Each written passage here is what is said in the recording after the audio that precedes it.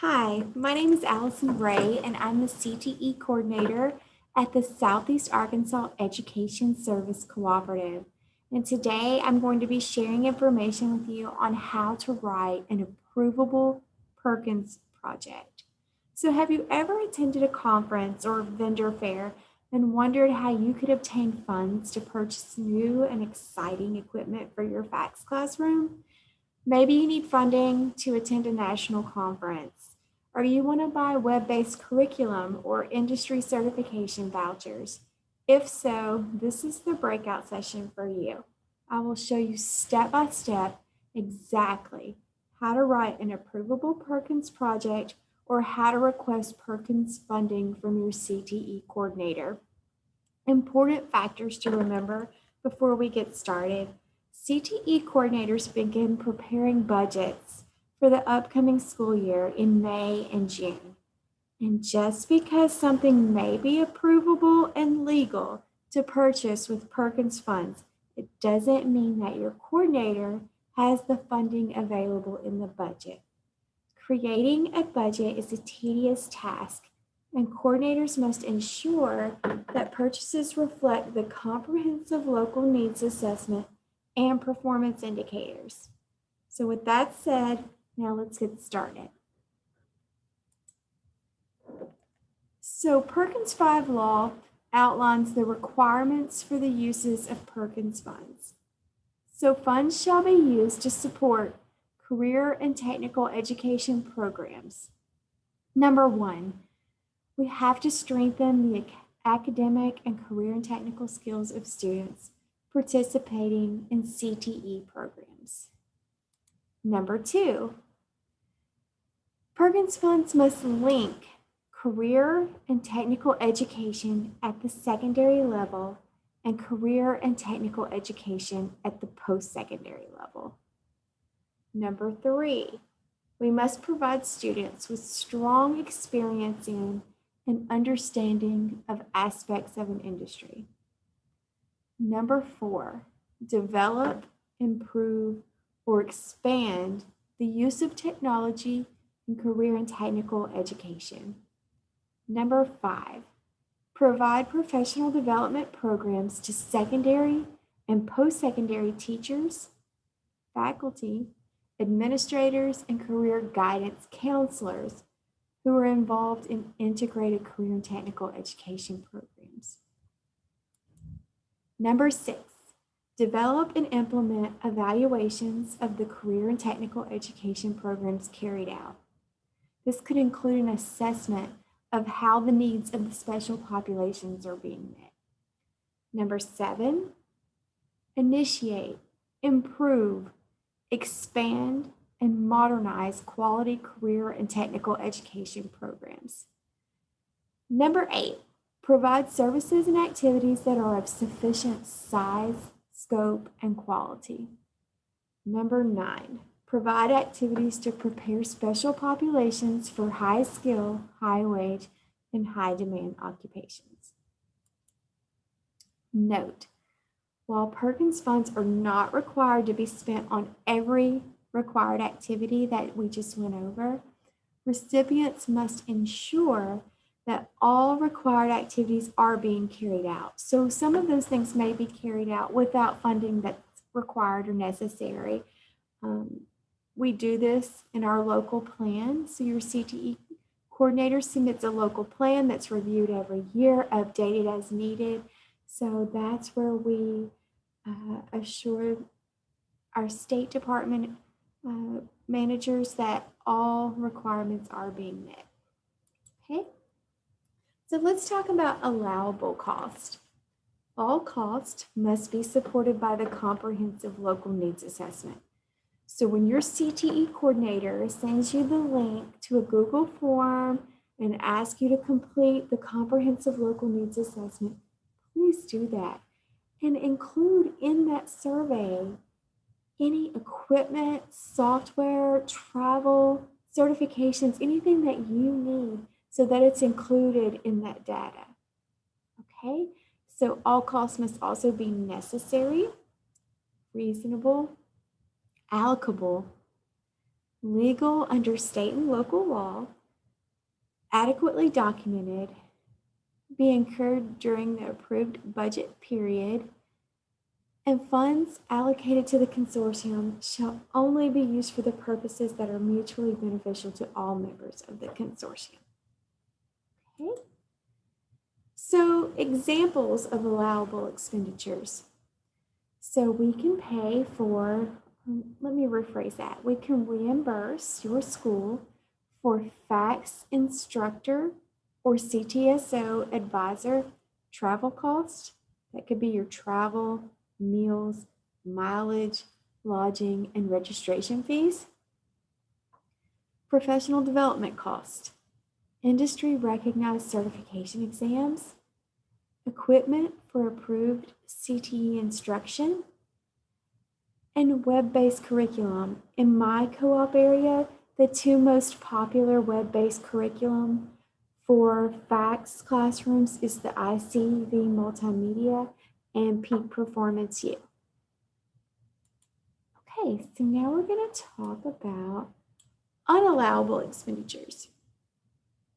So examples of unallowable expenditures include conference travel that's not related to CTE. And you would be surprised how many reimbursement requests we actually receive that's not related to CTE. Okay, construction, renovation, and remodeling of facilities. So this most likely is going to happen when you are renovating your kitchens. So just remember that any kind of renovation cannot be paid for with Perkins funds. Okay, consumable supplies to be made into products, to be sold or to be used personally by students, teachers, or other persons. Okay, CTSO student costs. So we can't pay for the student expenses related to a CTSO, but we can reimburse for the advisor expenses. Dues or memberships to professional organizations. These come across my desk a lot as well. This is going to be when you renew your membership to ACTE, and then your bookkeeper sends it to me for reimbursement, and we have to send it back because we cannot use Perkins funds to pay for dues or memberships. Okay, entertainment purposes, equipment not used directly to teach skills to students. So this would include electronic student response systems. That would be an example of that. And finally, promotional materials, t-shirts, pens, cups, keychains, book bags.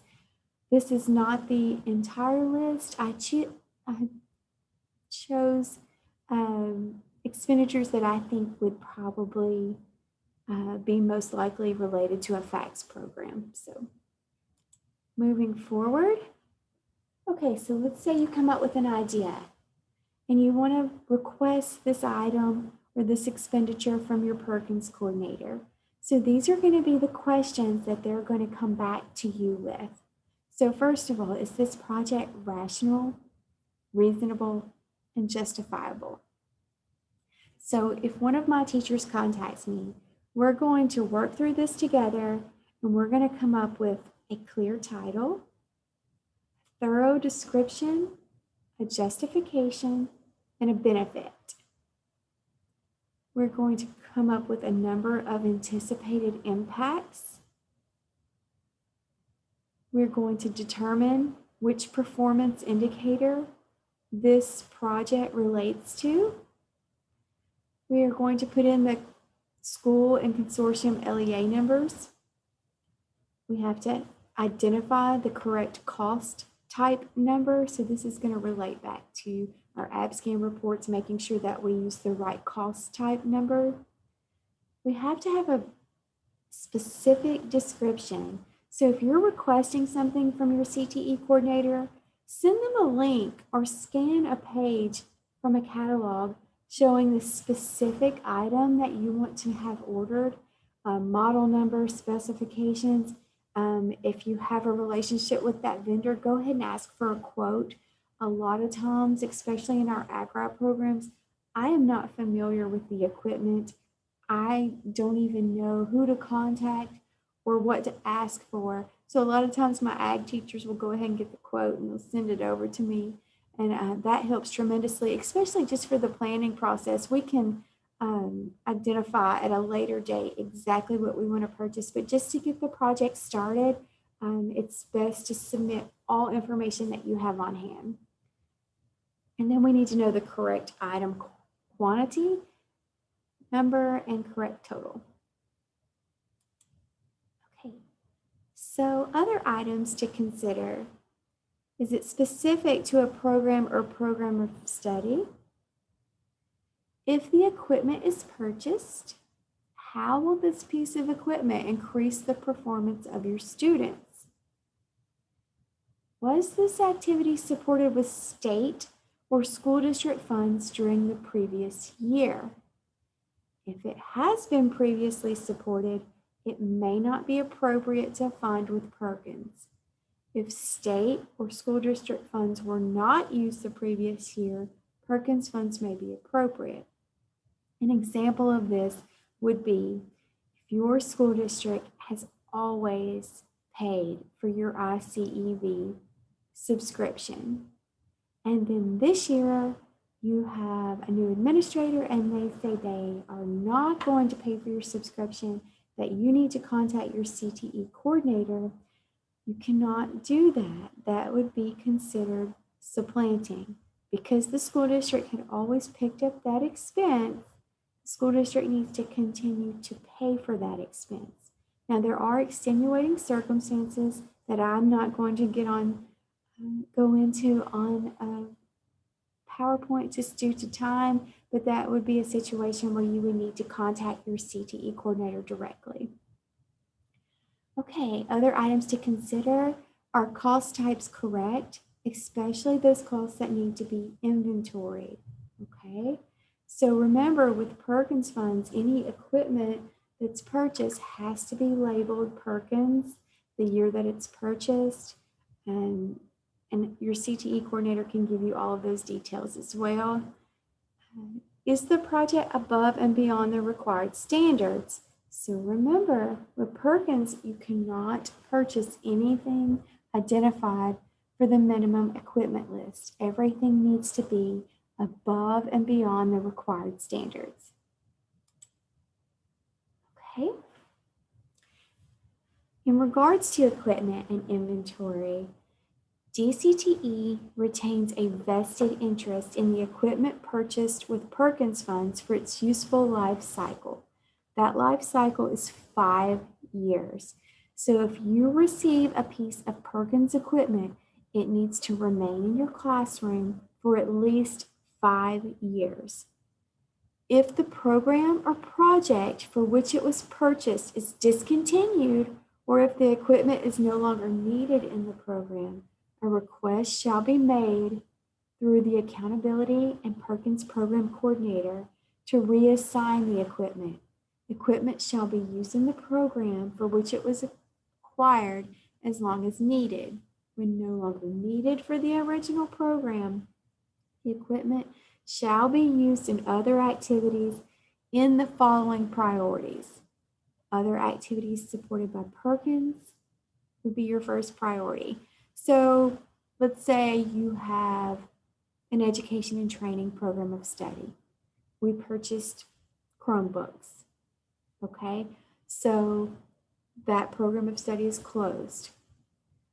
Those Chromebooks would need to remain in the CTE department because that is an activity supported by Perkins funds, okay? So we could move those from education and training to human services, and that would be an activity supported by Perkins.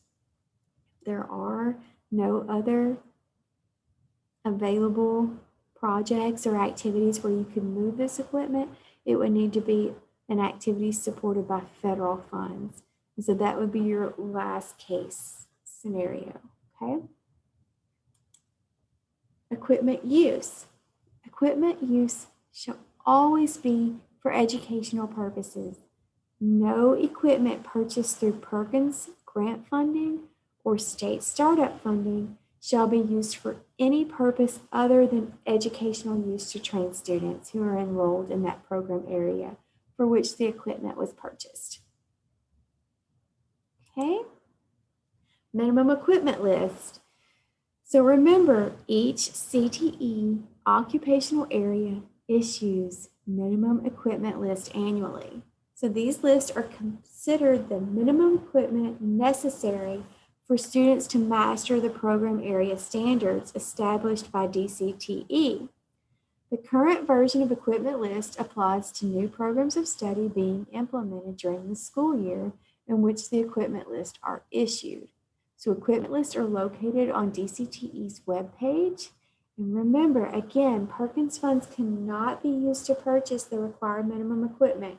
You're going to purchase that minimum equipment with state startup funding or local funds.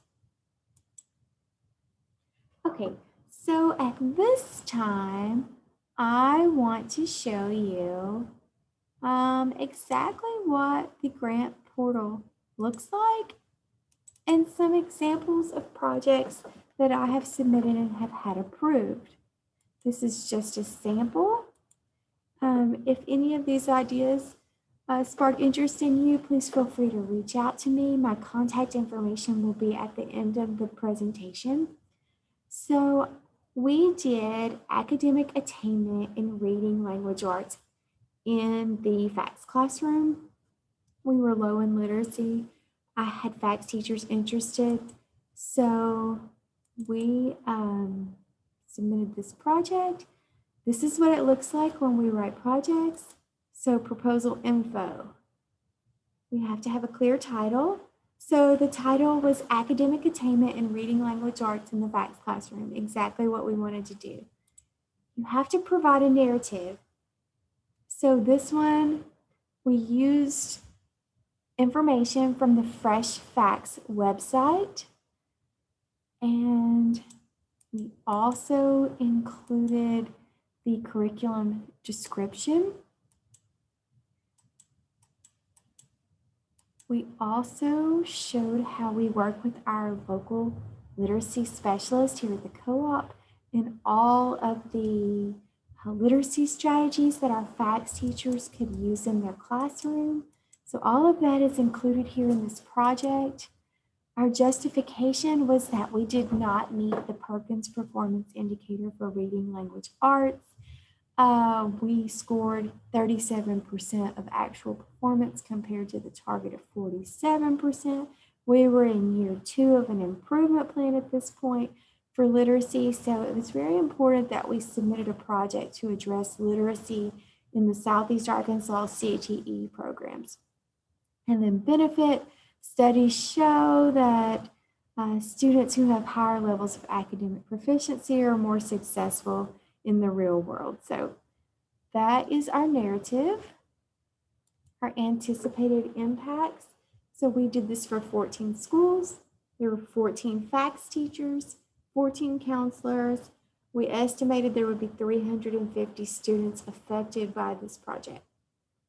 Our Perkins indicator was academic attainment in reading language arts. And again, we were in year 2 of an improvement plan. I have to check the assurances that I'm not supplanting and that I am not purchasing one-to-one computing devices. So those are our assurances. And then our proposal cost. So you can see here, it's broken down by school district. Monticello High School. This teacher received the 4-course FACS instructional materials and Pizza Love and Other Stuff That Made Me Famous novel. And this is from the Fresh Facts website. Okay, so that's the first sample project I wanted to show you. This year, we actually did, preparing students for careers in human, social, and childcare services. So we were really excited about this project. Here's our proposal info. And we did this for the Human and Social Services program of study. Our narrative, we explained that we wanted to implement the Real Care Babies Using simulators and curriculum, students will learn about challenges faced by parents, guardians, healthcare workers, how to administer care to choking babies, and earn certifications in infant and child CPR.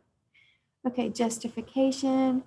We use the justification of hands-on experience and how students will learn how to hold, feed, bathe, and diaper babies. Also more about emergency procedures.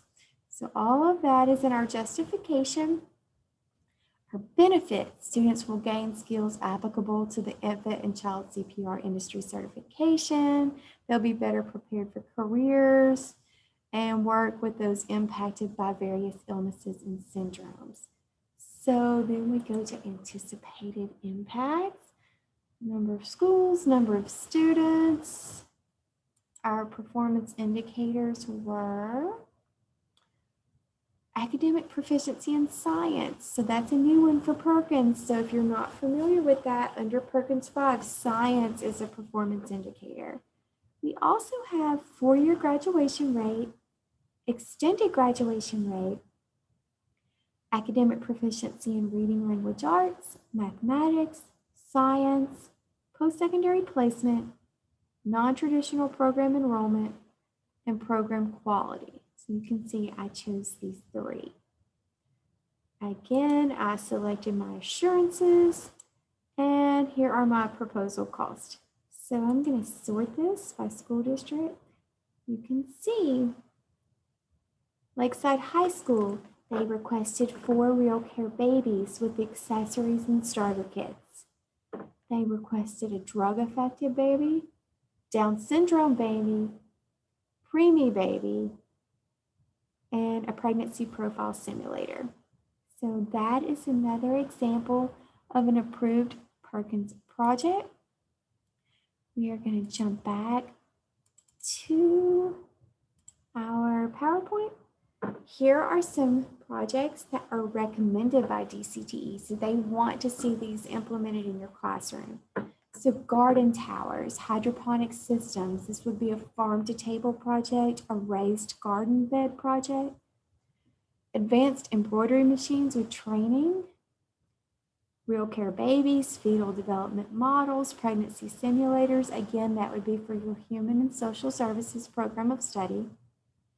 CPR mannequins, a demo camera with setup and stainless steel table for food labs, so you could record your food labs. Cricut or smart cutting tools, air fryer and convection toaster ovens, and VariQuest poster maker, and that's going to be just a larger, more industrial poster maker, and that could be used to address special populations and education and training. So here's advice from me, a CTE coordinator. Be creative and think outside of the box. Don't be afraid to ask. I have teachers contact me all the time with outrageous ideas of things that they want to put in their classroom, and I think this is never going to be approved. But we work together, we develop the project, we submit it to DCTE, we plead our case, and 9 times out of 10, we are able to implement the projects that we want to put into our classrooms. CTE coordinators are always seeking out new and fresh ideas to implement in schools with Perkins funding. The more information you can provide to your coordinator, the more likely you will have your project approved. The grant cycle here is July 1 to June 30. The earlier you contact your coordinator in the school year, the more likely it will be that funds are available. Your request does not have to be equipment. You can ask for professional development, travel, web-based curriculum, industry certification funding.